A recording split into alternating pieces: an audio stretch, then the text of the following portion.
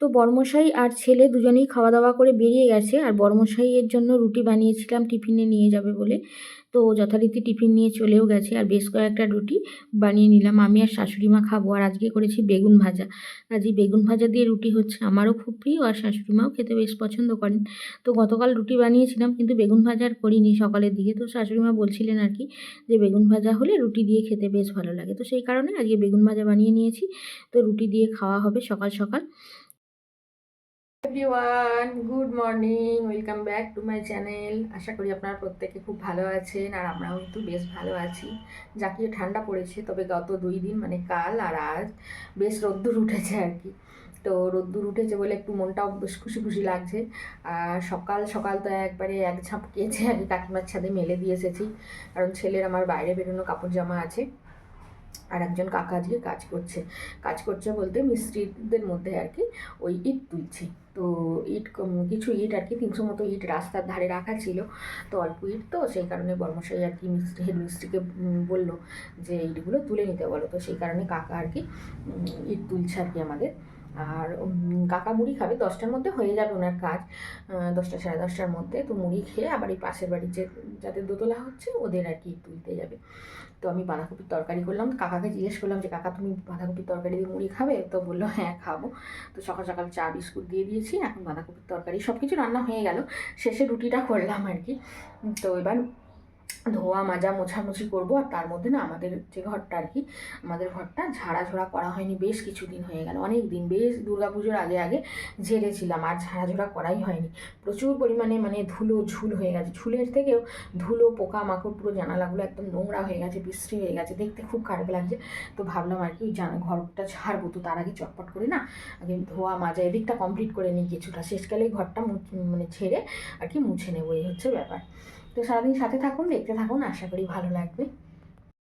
এই যে ফুলটা আছে, এই লতা পাতাটা আর কি, এই লতা পাতাটা একটু খুলবো, মানে একটু পরিষ্কার করতে হবে, এত পরিমাণে মাকড়সার ঝুল পড়েছে। আর ঘরটা যেহেতু ঝাড়বো, ওই যে মাকড়সার জাল একদম এই লতা পাতা থেকে এই যে ফ্যান অবধি গেছে আর কি।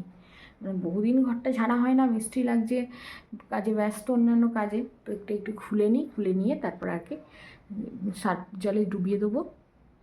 আর ঘরবাড়ি পরিষ্কার পরিচ্ছন্ন রাখার দায়িত্ব তো আমার ওপরই, কারণ বর্মশাই তো চোখ কানও দেবে না কোথায় কি ঝুল হয়েছে বা কোথায় কি নোংরা ময়লা ধুলোবালি পড়েছে, ও কোনো দিকেই চোখ কান দেয় না। তো শুধুমাত্র যে জিনিসটা নোংরা ময়লা দেখবে সেটাকে দেখেই আর কি বলবে যে এই জিনিসটা কতদিন পরিষ্কার করনি বা এই জিনিসটা কতদিন ঝাড়নি, এরকমটা শুধুমাত্র হুকুম হয় আর কি।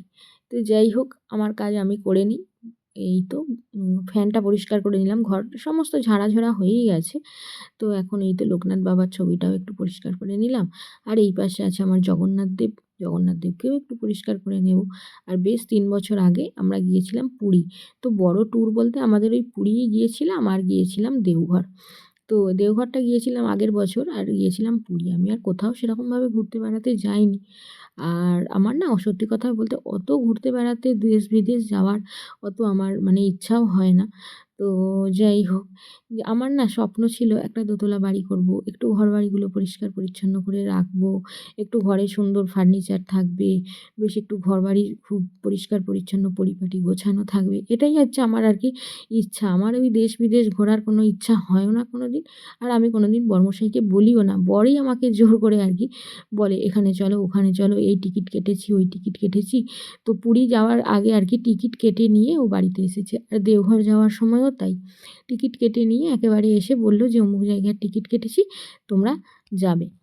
তো এই হচ্ছে ব্যাপার। তবে পুরীতে গিয়েছিলাম যখন, আমার মা বাবাকে সঙ্গে নিয়ে গিয়েছিলাম। মা বাবারও সেই প্রথম যাওয়া আর কি পুরী। মা বাবাও কোথাও ঘুরতে বেড়াতে কোনো দিন যায়নি। তো যাই হোক, জামাই ঘুরিয়ে নিয়ে এসেছে, এটাই বড় ব্যাপার, তাই না? স্ত্রীদের কাট আছে, তুমি ওই দিয়ে লাগিয়ে দাও দেখিনি, খালি নিচে অবধি একটু মেরে দেবে। হ্যাঁ রামুদা, হ্যাঁ ঠিক আছে। হবে না, কোথায় ছানা হুন্মা ঢুকে পড়বে, তুমি তুমি জানো না ছানার গাদা।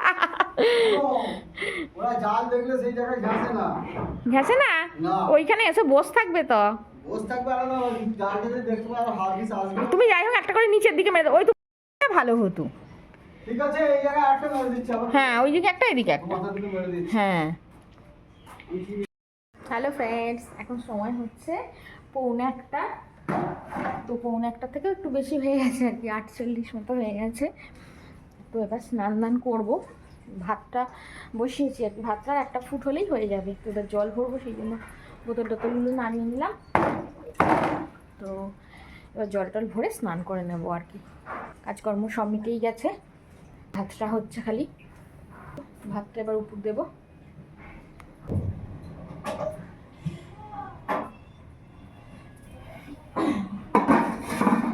আর মিস্ত্রিদের না অনেকগুলো কাঠ আমি বস্তা করে রেখেছি, একটা 3 বস্তা কাঠ, কিন্তু এখন এই ছোটবেলায় কাজকর্ম করতে করতে না আর ওই কাঠে ভাত করবার সময় পেয়ে উঠছি না।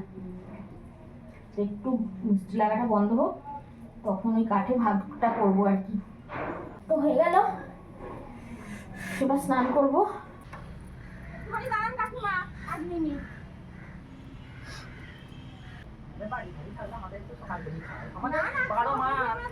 আমাদের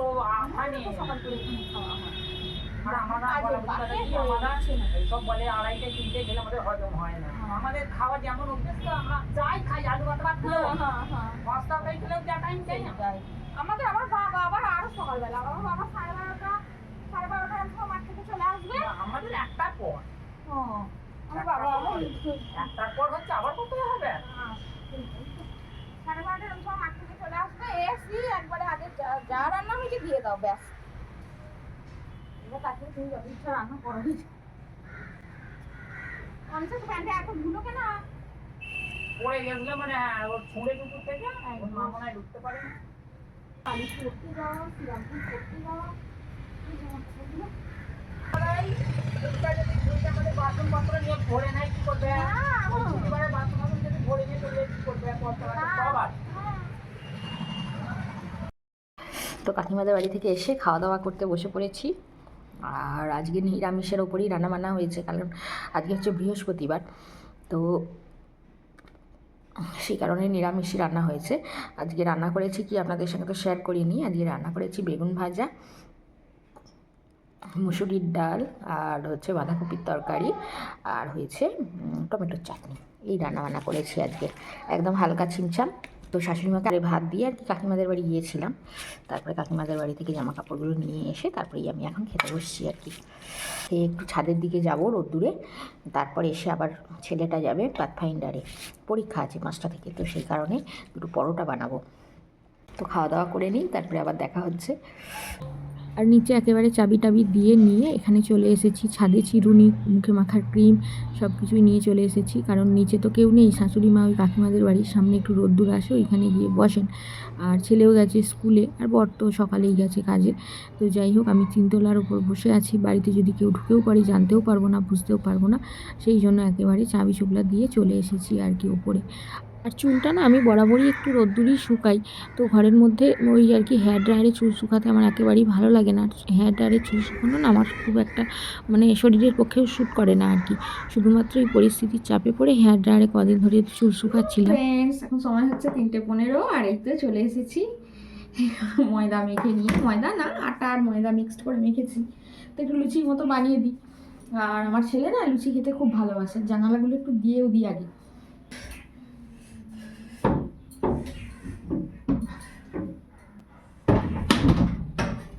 8টার দিকে আর কিছু করছি না, এই থাকবে। আর সকালে বাঁধাকপির তরকারি করেছিলাম, ওটা আছে, বেগুন ভাজা আছে, ওই দিয়েই হয়ে যাবে। তো ঝটপট করে লুচিগুলো বেলে নিয়ে তাড়াতাড়ি করে ছেঁকে নিই।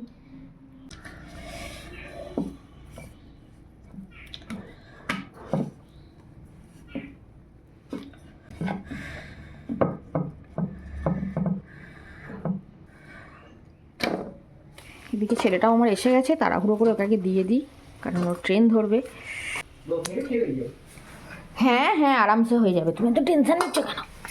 অনেক কাজ হলো। কাজ হলো, তবে এবার নির্ভীকভাবে কাজ করবো।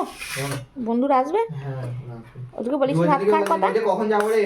সকালবেলা চান্নান করে চলে আসছে, আজকে রাত্রে সব বলে দেবো, ঠিক আছে? বলছে কতক্ষণ থাকতে হবে? বলছে সারাদিন। ঠিক আছে, তো মাকে বল তাহলে মাংস রান্না করতে আমরা যাচ্ছি। বললাম আমার ভালো রান্না করতে পারে না, যেন খেয়ে নিন্দে করিস নি আবার, তাই না বাবু? কেন যাও খেয়ে নাও, বেগুন ভাজা নেবে না তো? একে তো তাড়াহুড়ো করে দিয়ে দিলাম, ও খাওয়া দাওয়া করে বেরিয়ে চলে গেল আর কি, কারণ ও ট্রেন ধরবে 3:53-তে ট্রেন, আর অলরেডি হয়ে গেছে 3:40। তো তাড়াহুড়ো করে খাওয়া দাওয়া করে বেরিয়ে গেল। বলছিল যে মা তাহলে খাওয়ার সময় হবে না, হয়তো টিফিনে দিয়ে দাও। আমি বললাম না, ও খেতে পারবি না, এই সময় তো ট্রেনে ভিড় হয়, অফিস ফিরতি সব মানুষ, তার সঙ্গে হচ্ছে ট্রেনে বসে খাওয়া যায় না, আর মানে গিয়ে সাথে সাথেই আর কি পরীক্ষা আরম্ভ হয়ে যাবে, এই কারণে আর কি সময় হাতে একদম নেই।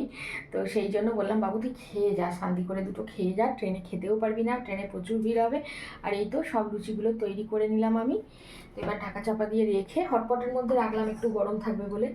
তো রেখে এবার যাবো কাকিমাদের বাড়ি, কাপড় জামা আছে তুলতে হবে। এই তো এটা দিলাম, থাক এবার এখানেই সব গুছিয়ে সব এবার রাখবো। আর ওই বেলুন চাকি সব গুছিয়ে রেখে তারপরে এবার কাকিমাদের বাড়ি যাবো।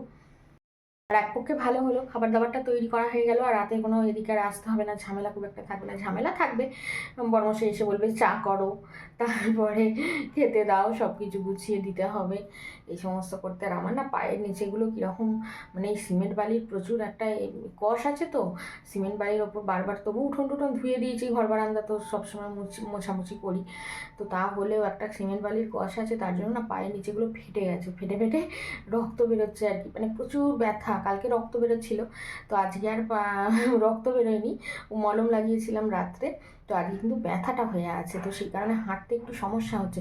যখন জলের মধ্যে কাজকর্ম করছি তখন ঠিক আছে, বাদবাকিটা না ভীষণ ব্যথা। এই যে এখন অনেকক্ষণ পাটা শুকনোর মধ্যে আছে, তো ভীষণ ব্যথা লাগছে পাটা। তো আস্তে আস্তে করে কাজকর্মগুলো টুকটুক করে করে নিই, করে নিয়ে পড়াতে বসবো, আবার পড়তে চলে আসবে। থেকে এই তো সব জামা কাপড় তুলে নিয়ে চলে এসেছি, চেয়ারে রেখে দিয়েছি একতাল করে। আর এখন খাটের মধ্যে এই বিছানার চাদরটা পেতে নেব। তো ওটা তো ধোয়া হয়নি, ওটা ওখানে রেখে দিয়েছি, তো আগামীকাল কাচবো, আর এটা এখন পেতে নেব আর কি।